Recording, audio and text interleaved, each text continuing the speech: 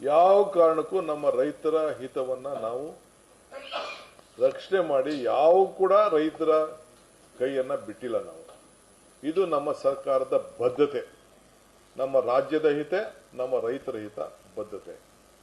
ಕಾನೂನು ಕೂಡ ಎಲ್ಲರಿಗೂ ಕೂಡ ಅರಿವಿದೆ.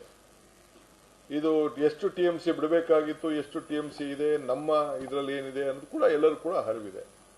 ಇವತ್ತು ಬೆಳಗ್ಗೆ ಕೂಡ ಬಿಜೆಪಿಯ ಸ್ನೇಹಿತರು, ಬೆಳಗ್ಗೆ ನಮ್ಮ ಯಡಿಯೂರಪ್ಪನವರು ಮತ್ತು ಅವರ ಪಕ್ಷದ ಅಧ್ಯಕ್ಷರು, ವಿರೋಧ ಪಕ್ಷದ ನಾಯಕರು ಅವರು ಕೂಡ ಹೋಗಿ ಅವರ ಹೋರಾಟವನ್ನು ಕೂಡ ಅವರು ಮಾಡಿದ್ದಾರೆ. ಆದರೆ ಅವಶ್ಯಕತೆ ಇರಲಿಲ್ಲ. ಯಾಕೆಂದರೆ ಅವರ ಎಲ್ಲ ಮಂತ್ರಿಗಳು, ಎಂಪಿಗಳು ನಮ್ಮ ರಾಜ್ಯದ ಹಿತವಾಗಿ ಅವರು ಏನು ಹೋರಾಟ ಮಾಡಬೇಕು ಮಾಡಿದ್ದಾರೆ. ಸೊ ಇದು ತಮಿಳುನಾಡವರು 9.94 ಟಿಎಂಸಿ ಡಿಸ್ಟ್ರೆಸ್ ಫಾರ್ಮುಲಾಲಿ ಬಿಡಬೇಕು ಅಂತೇಳಿ ಅವ್ರದ್ದು ಮನವಿ ನಮ್ಮ ಕೇಂದ್ರ ಮಂಡಳಿ ಮೇಲೆ ಇತ್ತು. ಸೊ ಅದರ ಪ್ರಕಾರ 4.25 ಟಿಎಂಸಿ ಅಂದರೆ ಡಬಲ್ ಕೇಳಿದ್ರು, ಅದು ಕಡಿಮೆ ಕೊಟ್ಟಿದ್ದಾರೆ, ಅವರು ಅರ್ಧ ಕೊಟ್ಟಿದ್ದಾರೆ. ಈಗ ನಾವು ಇದನ್ನು ಕೂಡ ಮುಂದೆ ನಿನ್ನೆ ಏನು ನಮಗೆ ಆದೇಶ ಬಂದಿದೆ, ನಮ್ಮ ವಾದನ ಒಪ್ಪದೆ ಆದೇಶ ಬಂದಿದೆ, ಇದ್ರ ವಿಚಾರ ಚರ್ಚೆ ಮಾಡಲಿಕ್ಕೆ ನಾನು ಆಲ್ ಪಾರ್ಟಿ ಲೀಡರ್ಸ್ನ ಕರೆಸಿದ್ದೇನೆ, ಆಹ್ವಾನ ಕಳಿಸಿದ್ದೇನೆ.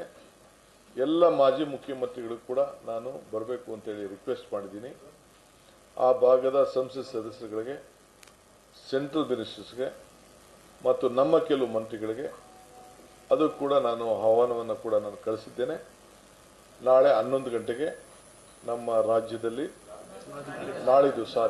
ಭಾನುವಾರ ನಾಳೆ ಪ್ರೈಮ್ ಮಿನಿಸ್ಟರ್ ಬರ್ತಾ ಇದ್ದಾರೆ. ಸೊ ಅವರು ಮೈಸೂರಿಗೆ ಬರ್ತಾ ಇದ್ದಾರೆ. ಸೊ ಅದಕ್ಕೆ ನಾನು ಸಂಡೇ ಅದಕ್ಕೆ ಫಿಕ್ಸ್ ಮಾಡಿದ್ದೇನೆ.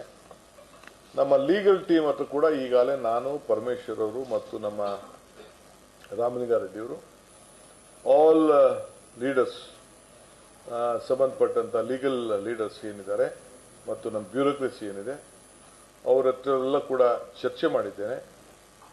ಆಮೇಲೆ ಮಾಡಿಬಿಟ್ಟು ಕೊನೆಗೆ ಆಲ್ ಪಾರ್ಟಿ ಮೀಟಿಂಗಲ್ಲಿ ಅವರ ಅಭಿಪ್ರಾಯನ ತಿಳಿಸಿ, ಲೀಗಲ್ ಅವರು ಏನು ಹೇಳ್ತಾರೆ ಅವರ ಅಭಿಪ್ರಾಯನ ಕೂಡ ತೆಗೆದುಕೊಂಡು ಆಮೇಲೆ ಮುಂದಕ್ಕೆ ಏನು ಮಾಡಬೇಕು ಅಂತ ತೀರ್ಮಾನ ಮಾಡೋದು ಅನ್ನೋದನ್ನು ನಾವು ತೀರ್ಮಾನವನ್ನು ಮಾಡಿದ್ದೇವೆ. ಏಕೆಂದರೆ ನಮಗೆ ಬಿಜೆಪಿಯ ಸೆಂಟ್ರಲ್ ಮಿನಿಸ್ಟರ್ ಕೂಡ ನಮಗೆ ಸಹಕಾರ ಕೊಟ್ಟಿದ್ದಾರೆ, ಆಲ್ ಸೆಂಟ್ರಲ್ ಯೂನಿಯನ್ ಮಿನಿಸ್ಟರ್ ಸಹಕಾರ ಕೊಟ್ಟಿದ್ದಾರೆ, ಎಂಪಿಸ್